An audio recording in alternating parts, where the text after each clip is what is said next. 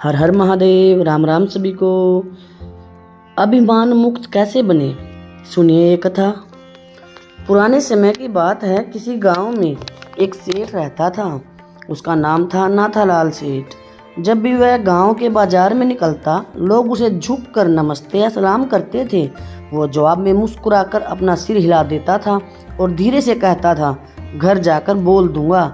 एक दिन एक परिचित ने सेठ को यह बोलते हुए सुन लिया तो उन्होंने आश्चर्यवश पूछ लिया कि सेठ जी, आप ऐसा क्यों बोलते हैं कि घर जाकर बोल दूंगा। तब सेठ ने उस व्यक्ति को कहा, मैं पहले धनवान नहीं था, तब लोग मुझे नाथू कहकर बुलाया करते थे। आज मैं धनवान हूँ तो लोग मुझे नाथालाल सेठ कहकर पुकारते हैं। लोग यह इज्जत मुझे नहीं, मेरे धन को दे रहे हैं। इसलिए मैं कहता हूँ कि घर जाकर बोल दूंगा और घर जाकर तिजोरी खोलकर लक्ष्मी जी को यह बता देता हूँ कि आज कितने लोगों ने नमस्कार या सलाम किया। इससे मेरे मन में अभिमान या गलतफहमी नहीं आती कि ये लोग मुझे इज्जत या सम्मान दे रहे हैं। यह लोग केवल उन लक्ष्मी जी को सम्मान दे रहे हैं जो मेरे घर में विराजमान है। हम सभी में अहंकार भरा हुआ है। हम कभी भी अहंकार मुक्त नहीं हो पाते। लेकिन सोचना चाहिए कि ये सब मेरा है, सब कुछ भगवान का दिया हुआ है। मौन अर्थात शांत रहने की महिमा इतनी अधिक है कि हम उन्हें शब्दों में नहीं समझा सकते। एक बार एक किसान खेत में काम कर रहा था तो वहाँ पर उसके हाथ से निकलकर उसकी घड़ी कहीं भूसे के ढेर में खो गई। खेत में बहुत सारा भूसा पड़ा हुआ था। किसान ने उस घड़ी को बहुत ढूंढा, बहुत समय तक ढूंढता रहा लेकिन नहीं मिली।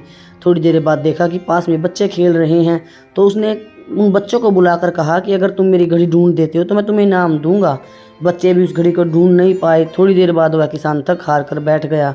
फिर एक छोटा सा बालक उनके पास आकर उपस्थित होता है और कहता है कि अगर आप कहो तो मैं आपकी घड़ी आपको ढूंढ कर दे दूंगा। किसान ने कहा, बहुत अच्छी बात है। थोड़ी देर बाद वह बालक घड़ी लेकर उपस्थित हुआ। तब किसान ने पूछा कि तुम्हें यह घड़ी कैसे मिली। तो बालक ने बताया, मैंने अधिक कुछ नहीं किया सिवाय इसके कि धरती पर कान लगाकर बैठ गया ताकि उस मौन वातावरण में घड़ी की टिक टिक की आवाज़ सुन सकूं। इस कहानी का निष्कर्ष सिर्फ इतना है कि अस्थिर मस्तिष्क से सदा हुआ मौन भी शांत मस्तिष्क अच्छी तरह सोच सकता है। अतः दिन में कम से कम एक बार अवश्य शांत तथा मौन रहकर अपने अंदर की आवाज़ सुने, मन मस्तिष्क को साधे। यहीं से आपको जीवन को साधने का मंत्र प्राप्त होगा। आप सभी ने अपना कीमती समय देकर इस कथा का श्रवण किया, इसके लिए आप सभी का कोटि कोटि धन्यवाद, शुक्रिया।